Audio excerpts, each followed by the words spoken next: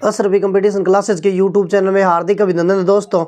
आज हम अनुपात समानुपात का तीसरा जो लेक्चर है वो लेकर आए हैं और तीसरे लेक्चर का टाइप नंबर 5 लेकर आए हैं। और 5 नंबर का ये सवाल है, यदि a+b अनुपात b+c अनुपात c+a का मान 3:7:6 है तो a+b+c बराबर 32 हो, मतलब ये ओरिजिनल है 32 हो, तो b का मान क्या होगा।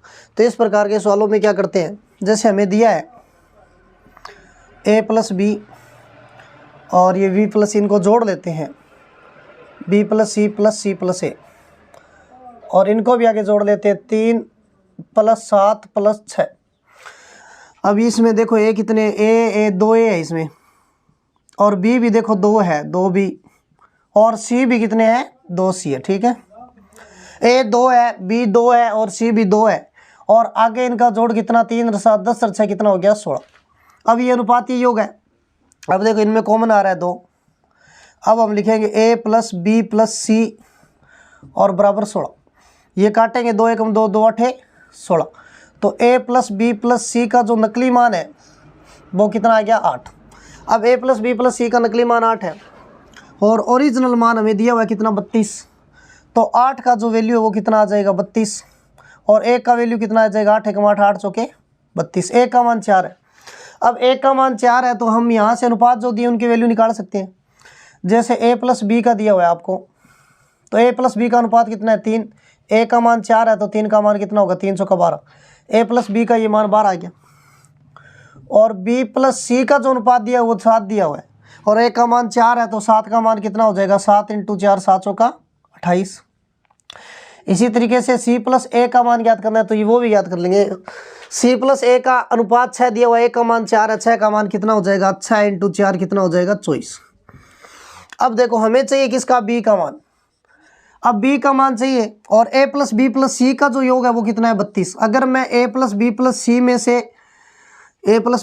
में से ac घटा दूं तो क्या बचता है, b, और आपका मान आ जाएगा। और ac का मान हमें दिया हुआ है, कितना दिया हुआ है, ac का मान 24। अब a+b+c का मान कितना है, 32। a+b+c का मान 32 दिया हुआ है और ac का मान कितना दिया हुआ है, 24। तो हम b का मान निकाल सकते हैं। a+b+c का 32 है, ac का 24 है, इसमें से ये घटाएंगे तो b बचेगा 32 में से 24, ये उत्तर कितना आएगा, 8। तो इस तरीके से हम ये सवाल कर सकते हैं। ये लेवल का बढ़िया प्रश्न है। तो देखो एक बार और मैं समझाने का प्रयास कर रहा हूँ। जैसे देखो आपको ये सवाल दिया a+b अनुपात b+c अनुपात c+a। अब इनका अनुपात 3:7:6 दिया हुआ है। तो सर और a+b+c का ओरिजिनल योग 32 है और b का मान ज्ञात करना है। हमें क्या करना है, पहले समीकरण को जोड़नी है। जैसे a+b+c+c=a और इनको जोड़ दिया 3:7:6। इसमें a देखो 2 बार आ रहा है, 2a लिख दिया, b 2 बार आ रहा है, 2b लिख दिया, c 2 बार आ रहा है, 2c लिख दिया, और 3 और 7 10 और 6 कितना हो गया, 16, इनका योग लिख दिया। अब इन तीनों में जो कॉमन आ रहा है वो 2 आ रहा है, अंदर a+b+c बचा और बराबर 16। 2 का 16 में भाग देंगे, 8 बार जाएगा। a+b+c का जो वैल्यू है वो कितना आ गया, 8। अब हमें a+b+c का जो नकली वैल्यू वो 8 है और ओरिजिनल वैल्यू कितना है, 32 है। ये a+b+c का मान है और ये भी a+b+c का मान है। अब 8 का मान 32 है, 1 का मान कितना हो जाएगा, 4। अब 1 का मान 4 हो जाएगा तो इसका अनुपात 3 दिया हुआ है a+b का, तो इसका मान कितना हो जाएगा, 3 × 12। इसका अनुपात b+c का 7 है तो 4 × 7 28। c+a का मान 6 6 × 24। तो हमें भाई b का मान चाहिए, हमें b का मान चाहिए। a+b+c का हमें मान दिया हुआ है 32, a+b+c का मान 32 दिया हुआ है और b का मान चाहिए। अब b का मान कैसे निकालेंगे, अगर हम a+b+c में से ca घटा देंगे तो b बच जाएगा। a+b+c का जो मान है वो कितना है आपका, 32 मान है, और 32 मान है, ये देखो ओरिजिनल मान, और उसमें से हम c+a का घटाएंगे, c+a का कितना है, 24। 32 में से 24 गया, कितना आ गया, 8, और a+b+c में से ca जाएगा, क्या बचेगा, b का मान 8। तो इस तरीके से हम ये सवाल कर सकते हैं। एक उदाहरण ऐसा और ले रहा हूं मैं ताकि आपके बढ़िया तरीके से समझ में आ जाए। जैसे देखो वापिस वही सवाल है,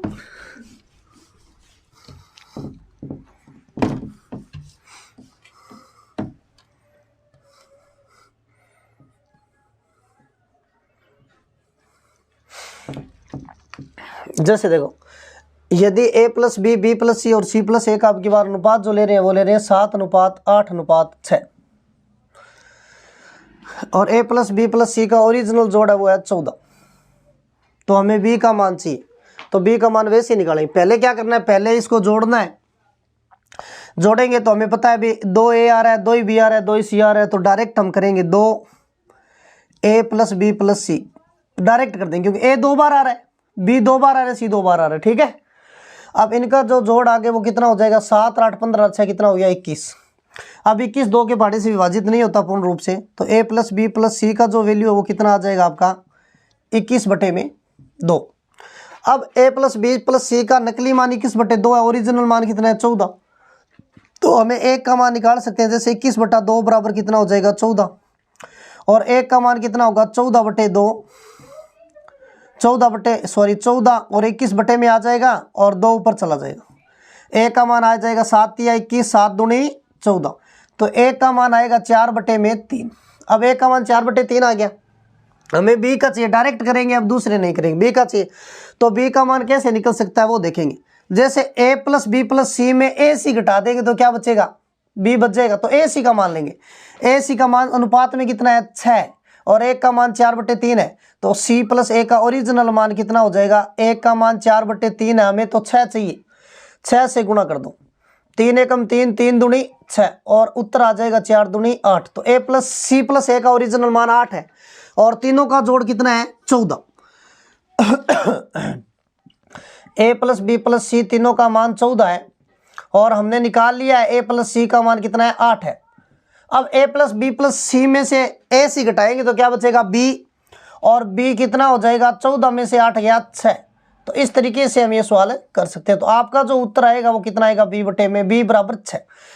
तो मैं आशा करता हूं दोस्तों आपके ये समझ में आ गया होगा। कुछ नहीं करना, पहले इन दोनों को जोड़ना है, तीनों को जोड़ा, 2a 2b 2c है, तो इनको 2 बार कॉमन ले लिया, इनको जोड़ो, 7 8 15 6 21। a प्लस बी प्लस सी का मान कितना आ जाएगा 21, ये 2 बटे में चलेगा 21/2। अब 21/2 बराबर नकली मान है a प्लस बी प्लस सी का, ओरिजिनल मान कितना है 14, और 21/2 बराबर कितना हो जाएगा 14, और एक का मान होगा वो कितना होगा 14/21, और 2 ऊपर चला जाएगा, क्योंकि इस 21 को लेकर आएंगे नीचे आएगा, 2 ऊपर चला जाएगा, 7 के पहाड़े से काटेंगे, 7 या 21, 7 दूनी 14, और 2 दूनी कितना हो जाएगा 4, और ये बटे में कितना है 3। एक का मान 4/3 है, हमें b का मान चाहिए, तो b का मान हम कैसे निकाल सकते हैं, अगर हम a प्लस बी प्लस सी में से ca घटा दें तो b का मान आ जाएगा। तो डायरेक्ट ca का मान निकालेंगे, ca का अनुपात कितना है 6, और एक का मान 4/3 है, तो 6 का मान कितना आएगा, 3 का 6 में भाग दे देंगे, 3 दूनी 6, फिर काटेंगे, 4 दूनी कितना हो जाएगा, मल्टीप्लाई करेंगे 8। अब a प्लस सी का मान 8 है, a b c का जोड़ 14 है, तो हम a प्लस बी प्लस सी 14 में से c 8 घटाएंगे तो कितना बच जाएगा, b का मान 6। तो इस तरीके से हम ये सवाल कर सकते हैं। तो अनुपात बनाने के जो 5 टाइप है वो कंप्लीट, अब हम 6ठा टाइप पढ़ेंगे।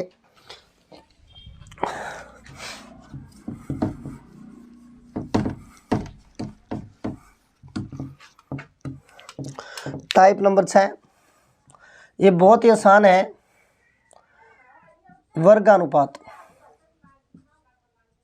अब टाइप नंबर 6 में हम पढ़ेंगे वर्गानुपात। वर्गानुपात क्या होता है, दिए गए अनुपात का आपको वर्ग करना होता है। जैसे सवाल ये है, यदि a अनुपात b 3:5 है तो इनका वर्गानुपात बताओ क्या होगा। यदि a अनुपात b 3:5 है तो वर्गानुपात कितना हो जाएगा, 3 का स्क्वायर करेंगे कितना हो जाएगा 9, और 5 का स्क्वायर कितना हो गया 25। तो डायरेक्ट इनका वर्ग करना है, आपका उत्तर आ जाएगा। बस ये वर्गानुपात है। एक सवाल और लेते हैं, जैसे यदि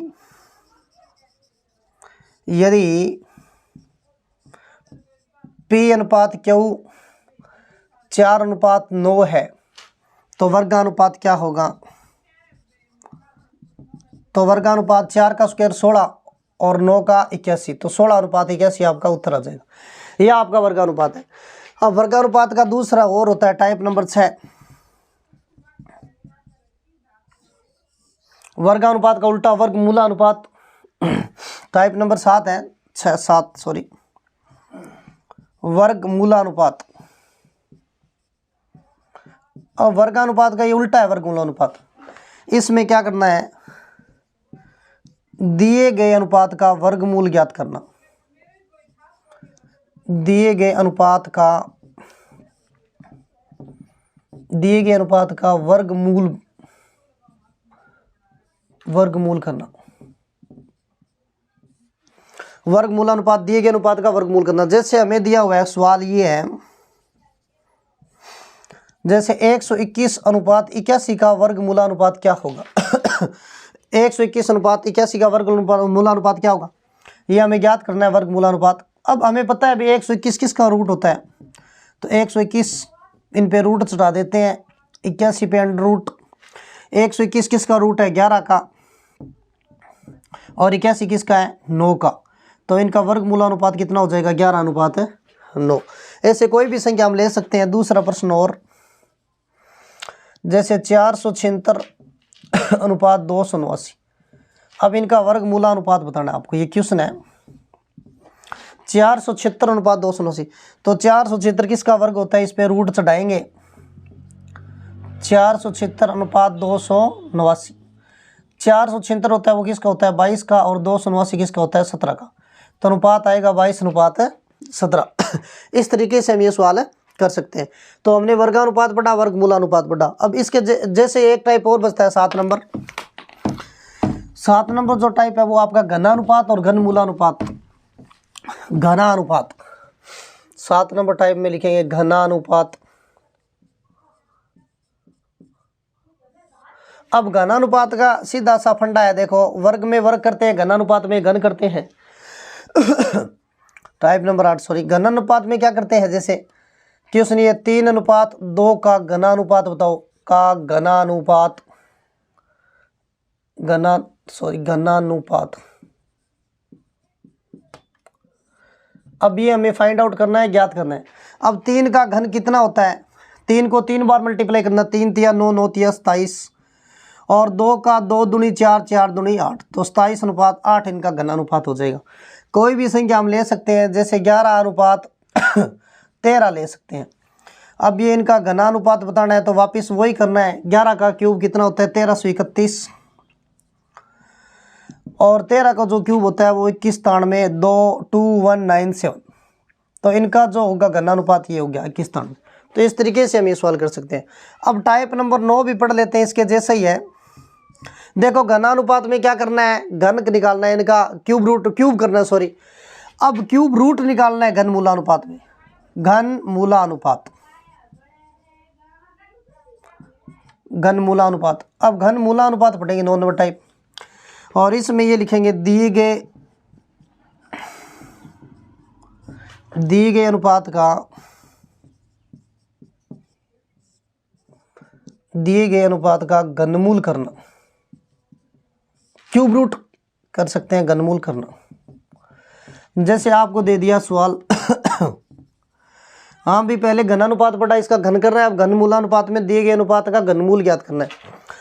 अब घनमूल कैसे ज्ञात करेंगे, जैसे आपको सवाल दे दिया 8 अनुपात 64 या 8 अनुपात दे दिया 125, इनका घनमूलानुपात क्या होगा, घनमूलानुपात क्या होगा। सवाल ये है 8 अनुपात 125, इनका घनमूलानुपात क्या होगा। तो 8 पे क्या चढ़ाएंगे, क्यूब रूट चढ़ाएंगे, किसका है ये, और 125 पे भी क्यूब रूट चढ़ाएंगे, किसका है। तो 8 क्यूब रूट किसका है, 2 का, और 125 किसका है, आपका 5 का। तो अनुपात जो आएगा वो कितना आएगा, 2 अनुपात 5। तो इस तरीके से हमने घनमूलानुपात पढ़ लिया। अब देखो घनमूलानुपात में क्या होता है, इसका क्यूब रूट निकालते हैं, इसका क्यूब रूट निकालते हैं। 8 का क्यूब रूट किस क्या होता है, 2, और 125 का क्या होता है, 5। या ऐसे भी कर सकते हैं, जैसे देखो, जैसे 125 के हम निकालते हैं जोड़े, तो 5 × 5 × 5 है, तो 1 5 हम बार ले लेंगे, यही आपका क्यूब रूट होता है। 2 का 2 3 2 बार आएगा, 2 3 बार आएगा, 2 दूनी 4, 4 दूनी 8, और 1 2 बार ले लेंगे तो 2 अनुपात 5 आ जाएगा। तो इस तरीके से हम कर सकते हैं। तो दोस्तों मैं आशा करता हूँ कि ये अनुपात समानुपात के हमने जो 4-5 आज नए टाइप पढ़े 9 तक, वो आपके समझ में आ गए होंगे। धन्यवाद। इस चैनल को ज़्यादा से ज़्यादा देखने का प्रयास करें और